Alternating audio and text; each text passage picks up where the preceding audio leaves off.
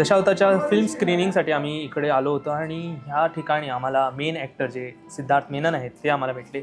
Sir तुमचं स्वागत आहे गोव्याला. कसं वाटतं गोव्याला येऊन? मला कायमच मी घरी आलोय असंच वाटतं. माझं खूप जुनं नातं आहे गोव्याशी.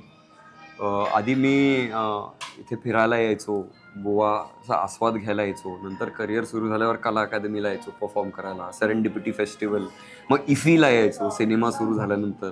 आणि गोवनकरांनी आणि कोकणाच्या लोकांनी खूप प्रेम कायमच मला खूपच चांगलं प्रेम दिलं आहे. म्हणजे मी गोव्यात पण आता हॉलिडे करायला आलो, कुठेतरी शॅकमध्ये वगैरे बसलो तर लोक येऊन म्हणतात की आम्हाला तुमचं काम आवडतं. तर गोव्यांनी कायमच मला पॉझिटिव्ह एनर्जी दिली आहे. सर तुमच्या पिक्चरकडे आल्या, दिलीप प्रभावळकर सर यांच्याबरोबर तुम्ही जास्त स्क्रीन शेअर केलेली आहे.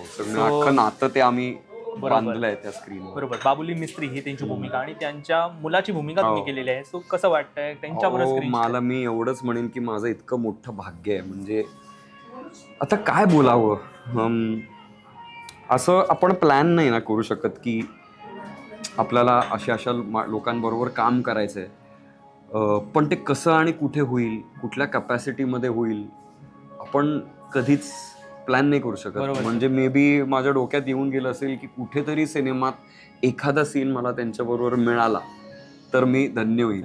पण जे आता मला मिळाले म्हणजे ते, आणि फिल्म इज फॉर एव्हर, ते कायमच राहणार आहे.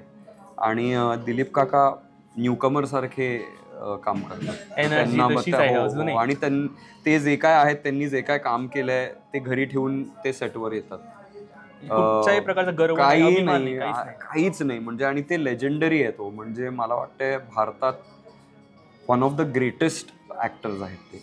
हे म्हणजे आपण हे आहेच, ही फॅक्ट आहे. बरोबर. तर ह्या बेस्ट ऍक्टर आणि संपूर्ण परिपूर्ण ऍक्टर बरोबर स्क्रीन शेअर आणि लोकांच्या प्रतिक्रिया. आणि दिलीप काका पण मला बोलले सिनेमा बघितल्यानंतर की खूप खूप चांगलं काम केलंय. ही माझ्यासाठी माझा अवॉर्ड मिळालाय मला, आता अजून काय नको मला. शेवटचे 2 प्रश्न. की पहिला प्रश्न तुम्हाला, ही भूमिका जेव्हा आली तेव्हा कसा काय विचार केला होता, का निवडायचा विचार का होता? नाही, मी काहीच नाही हो, त्या सिनेमाने मला निवडलं, हे खरं मी सांगतो तुम्हाला. बरोबर. कारण सुबोधला मी खूप अनेक वर्ष मी ओळखतोय आणि मला वाटलं होतं कधीतरी कॉलेजमध्ये असताना की यांनी कधीतरी डिरेक्ट केली फिल्म तर मला त्यात काम करायला आवडेल.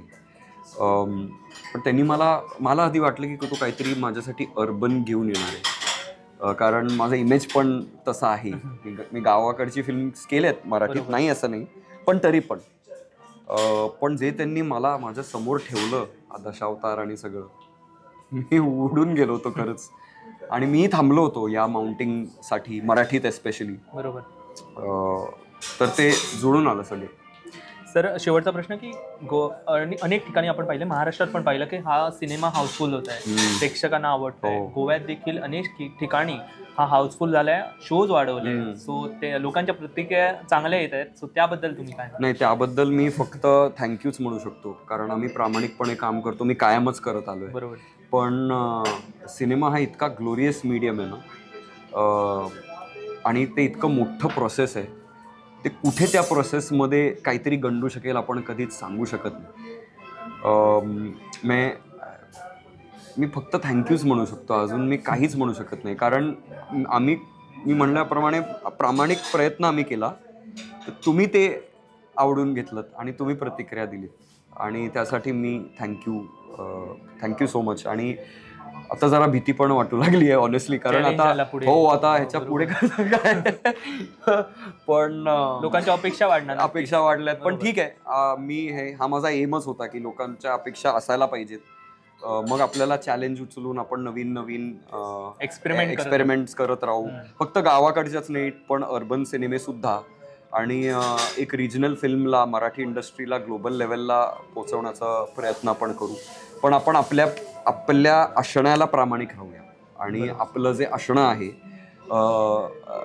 ते मल्टीफोल्ड आहे असं मला वाटतं. तर त्याचं एक्सप्लोरेशन केलं आणि आपण सिनेमा हे माध्यम सिनेमा म्हणून ट्रीट केला, तर काही त्यात फ्लॉप्स होतील, काही हिट्स होतील, काही 10 वर्षांनंतर कल्ट फिल्म्स होतील, वी डोंट नो. बरोबर. पण हे आपलं काम आहे.